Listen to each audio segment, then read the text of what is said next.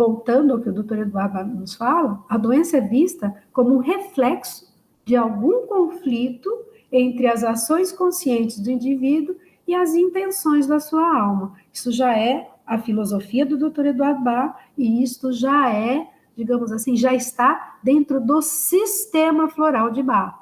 Então, as ações da personalidade consciente são, digamos assim, aquele convívio do ser humano, né? Aquele convívio natural do ser humano. Que quando nós estamos bem, nós estamos sempre irradiando afetividade, satisfação, alegria, vontade de estar junto. E quando nós estamos, digamos assim, com o nosso humor alterado, a gente também vai transparecer. Aí a gente já tem raiva, rancores, já temos demonstração de tristeza, que estamos desanimados, que estamos agitados, temos apegos, então nós temos como expressar, né, os nossos sentimentos e as nossas emoções. Lembrando, né, que os florais de Bach, eles funcionam através do cuidado ou da transformação destas emoções em conflito. Então, o floral, quando eu tomo floral, por exemplo, para um estado de tristeza, ele vai transformar esta tristeza em alegria. Se eu estou com raiva ou estou magoada, eu vou transformar este sentimento também em satisfação e prazer, demonstrando toda a minha afetividade. Então, o floral vai tratar o indivíduo, vai tratar as reações emocionais do indivíduo, tá certo? Ao invés de focar na enfermidade, ao invés de focar no problema físico. Mas sabemos que, segundo o Dr. Eduardo Bach, né, que os florais de Bach buscam restaurar o equilíbrio, prevenindo desta forma as enfermidades, né? Então, o medo pode nos levar a um número infinito de sensações. Todos nós já fomos acometidos. O medo, aliás, ele é benéfico quando ele serve para nos proteger, né? Daquelas ousadias insensatas. Então, o medo, na proporção certa, ele pode nos ajudar, ele pode ser benigno, mas ele também pode nos bloquear nossas ações. Ele pode impedir de nos expressarmos, pode impedir de nos colocarmos diante de situações e diante das pessoas. Então, o Dr. Eduardo Bach, ele encontrou 5 florais, dedicou um grupo inteirinho para tratar dessa sensação. E hoje, né, nós estamos vivendo muito a emoção do medo, nós estamos experimentando esse lugar do medo. Assim como estamos experimentando o lugar da incerteza, né? A incerteza de dias, né? Até onde vai essa questão? As pessoas me ligam hoje querendo saber, professor, o seu curso de formação, ele vai ser presencial ou vai ser online? Essa é uma incerteza. Nós não temos como afirmar, vai ser presencial.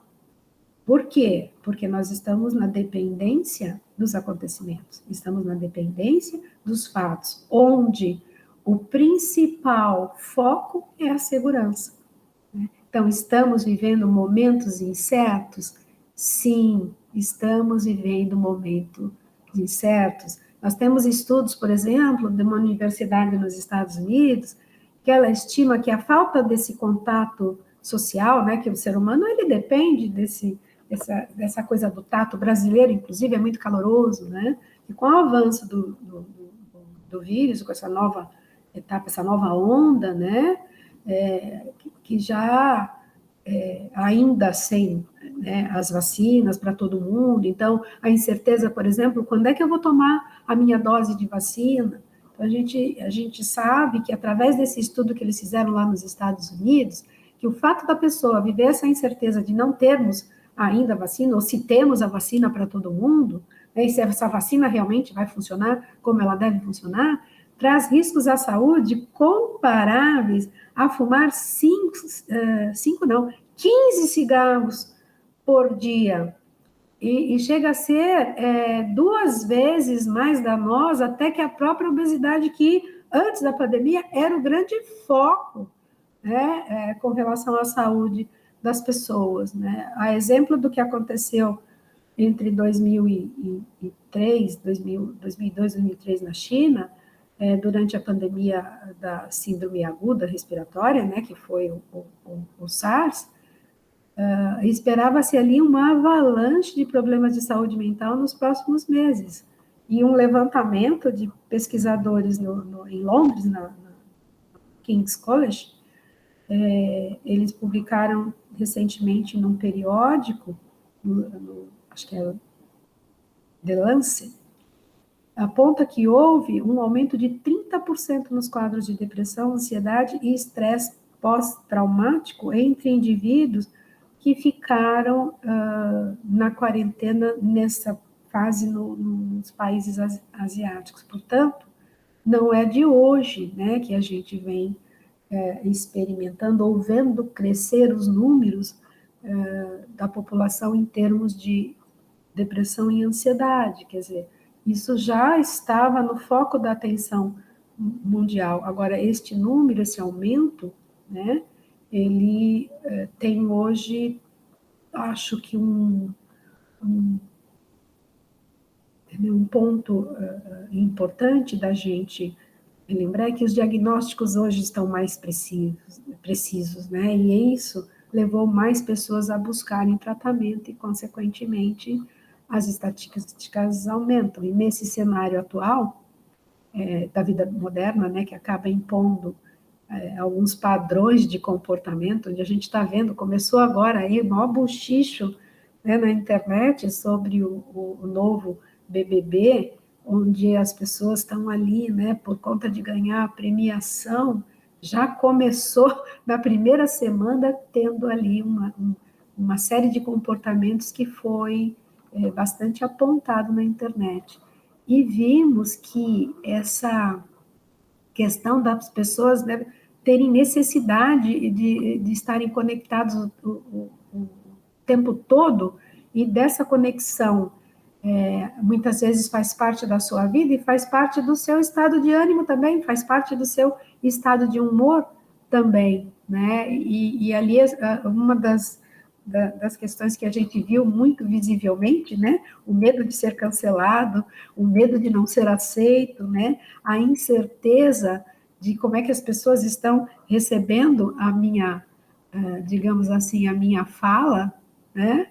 Então, temos que estar atentos se a gente quer utilizar esse tratamento com relação aos florais, essas emoções, né? Então, todas essas emoções que a gente está vendo aqui, a solidão, para essas pessoas que moram sozinhas, ou que acabam às vezes tendo que trabalhar numa outra cidade, né? Eu tenho uma amiga que, quando começou essa questão da quarentena, o marido dela estava trabalhando no México e ela estava aqui no Brasil. Então, eles ficaram, eu acho que foram 6 meses até que ele pudesse voltar para o Brasil. Então, veja, tanto a pessoa que estava no outro país como a esposa que teve que ficar aqui sozinha acabou tendo que lidar e enfrentar, né, experimentar esse lugar da solidão em algum momento.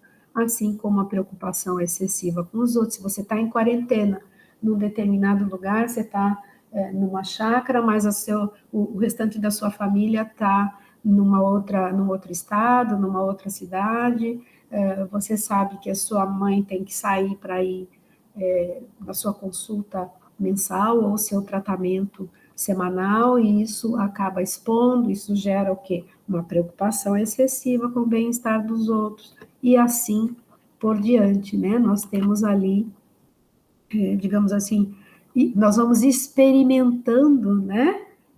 Diversos estados de ânimo, diversas emoções, e não existe emoção certa ou emoção errada, né? Existe, sim, o impacto, a maneira como eu recebo determinadas informações ou determinadas sensações. Eu posso ser uma pessoa hipersensível e isso impactar de uma maneira mais forte em mim, enquanto que o meu irmão ou o meu colega de trabalho não se abalou, né? E aí, o grupo do desespero é um grupo muito utilizado hoje no consultório. Acho que de cada 20 pessoas que eu atendo, pelo menos 70% acaba apresentando um desses estados dentro dos grupos que o Dr. Eduardo Barro apresentou. Os mais gritantes é o medo, o desespero e a solidão. Algumas pessoas ficam apáticas, elas ficam como se elas estivessem deslocadas, né? Como se elas estivessem desconectadas um pouquinho, que é uma forma de defesa, né? Um mecanismo de defesa. Então, como eu disse, né, não existe a emoção certa e errada, existe emoção agradável ou desagradável a mim, né, confortável ou desconfortável para mim, certo? E um dos grandes desafios da vida é a modulação emocional. Então, como é que eu equilibro o meu emocional? No sistema floral, cada uma das 38 essências está associada a uma emoção humana. Por exemplo, o Gentian, que é o floral, para aquelas pessoas que, frente a um obstáculo, ela desanima, então ela estava bem, de repente ela teve ali um obstáculo e ela se desanimou. E temos o Mimulus, que é o floral do grupo do medo, né? Que quando nos sentimos envergonhados, ou tímidos, ou preocupados, né, com o que o outro, com o que esse sentimento do medo pode me causar, né? Isso é algo muito particular. Então, tomar o floral vai ajudar a encontrar a coragem para enfrentar aquilo que tememos. Então, no grupo do medo, tem nuances de como é que é cada medo, né? O medo, a preocupação excessiva do bem-estar das pessoas que estão ao meu redor, ou o medo de perder o controle, ou o medo pelo bem-estar, né, do meu querido. Então, vejam, nós temos, assim, várias nuances do medo. Para que eu tome o floral e que esse floral possa ser bastante efetivo na minha realidade, para que ele possa realmente transformar a emoção em conflito, em equilíbrio e em qualidade positiva, eu preciso entender que medo é esse. Então, dentro do que a gente vem vivendo, nesse momento atual, as emoções mais conflitantes, né, atualmente, são a ansiedade, a frustração, o medo, a raiva, a tristeza e a desesperança. Veja, a sensação, né, de ansiedade, assim como, por exemplo, o estado de depressão, ela está sempre demonstrando um sentido. Como é que eu estou me sentindo? Um estado de ansiedade é quando você antecipa, né, ameaças futuras. Mas isso tem que estar, digamos assim, num modo exacerbado, né? Porque não quando essa ansiedade, ela começa a se estender, ou ela começa a aumentar no dia a dia, e não tratada, ela pode levar a outros estados de saúde, pode levar a uma depressão. Essa depressão também pode apresentar diversos estados. A insônia é uma delas. Um dos primeiros sinais de depressão é quando a pessoa começa a acordar no meio da noite, várias vezes à noite. É uma sinalização. Isso isoladamente não quer dizer nada, pessoal. Mas se isso está num conjunto, a pessoa pode estar adentrando, né, num estado patológico. Então, ela sai de um quadro de uma emoção conflitante e pode entrar num estado patológico. Certo? A frustração é uma sensação que ocorre quando uma necessidade não é atendida, né? Então, você tinha uma expectativa, você esperava algo e, de repente, você foi frustrado, tá certo? Isso não ocorreu.